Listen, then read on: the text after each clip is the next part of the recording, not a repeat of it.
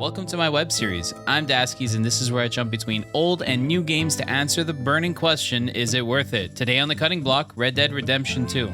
This game has raving reviews, people always talking about how great it is, but I've always had the issue of being able to sit down and play through the campaign. I don't think I'm alone. Reviewing the actual achievements on Steam allows me to see how many people have actually completed the epilogue, which is the last chapter of the game, and it's sitting right now at anywhere between 21 to 23%, which means 1 in 5 players actually finish the game. This makes sense to me because the first 6 hours of the game are a little bit rough.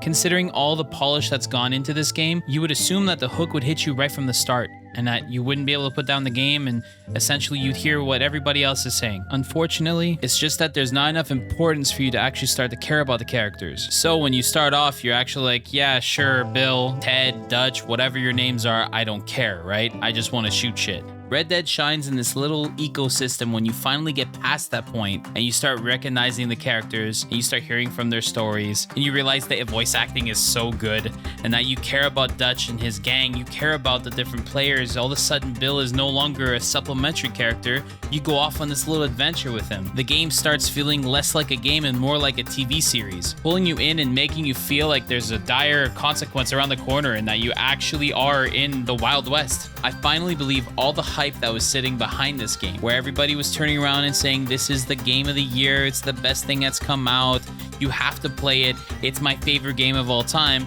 I see where they come from when they say that now. At the same time, I also see how it's so easy for people to fall out of the game. Unfortunately, the creators put more input on the way the game looks rather than how it's played. And a lot of the time, there's a lot of wasted time going from one location to another when a simple fast travel would have saved you 15 minutes. Don't get me wrong, this is one of the best looking games of all time, but by the 25th hour, running with a horse and sitting there for 15 minutes to watch him get to the place to run somewhere else gets annoying. Today, Junior? In this game, you play as Arthur Morgan, who is the enforcer muscle of the Vanderlyn gang. In this gang, they're a small-knit family where loyalty is the most important thing. But as the game progresses, Arthur begins to realize that maybe this whole loyalty thing is a bit of a one-way street. The leader of the gang, Dutch, starts doing some questionable activity. This starts making you question if he's been like this the whole time, or are you watching one of your friends slowly lose his mind and become a complete psychopath? Now, I would love to tell you more, but if I do, I'm basically spoiling the whole entire game, and I'd much rather you experience this for yourself if you do end up playing it. So, I want to talk about the gameplay. This is the same generic gameplay you're going to get in a Grand Theft Auto game. Don't expect them to reinvent the wheel or anything. The saving grace of this that makes it different from the other games that existed is the fact that this is the first time I play a Grand Theft Auto in first person. This made everything feel completely different, making the stakes feel a little bit higher. I recommend this for anyone that wants to play this game.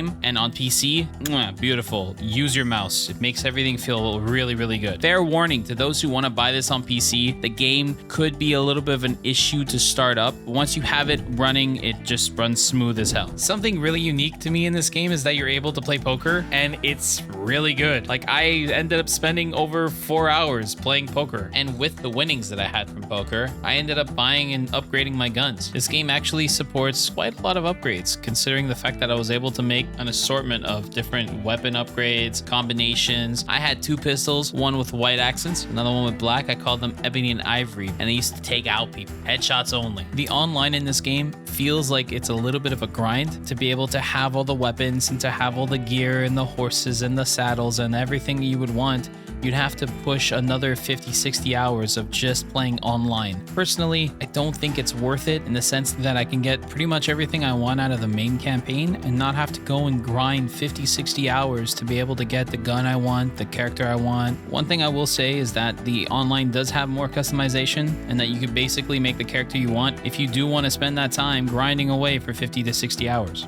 Now, to answer the question, is it worth it? We have to go over the price tag, and the price tag is a little steep here. The game is retailing at $79.99. Now, in the video you're watching, you're gonna see that the game is at 50% off, which that's pretty much the price it should be at, in my opinion, considering that the game is 3 years old and it came out in 2019. If you're like me and you think, let me pick up the Ultimate Edition because I know that it's gonna come with DLC, this, that, and the other thing, this game doesn't have DLC, and if anything, it's gonna give you a few little perks here and there, but nothing that's going to change your game completely that makes it like you have to have this to have the best experience. Plus, it being like $10-15 more, it's not worth it. But what is worth it is purchasing this game at anything under 50%. So if you could buy this game at 50% off, pick it up because it is definitely worth it.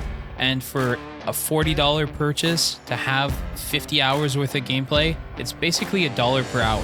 Not bad, considering that some games have a runtime of 8 hours. I hope this answers the question if this game is worth it in 2022. Thank you for passing by. All the best, never change, watch out for strangers, look both ways or crossing a street, and if you like this video, hit the like button. Thank you so much. All the best. Bye.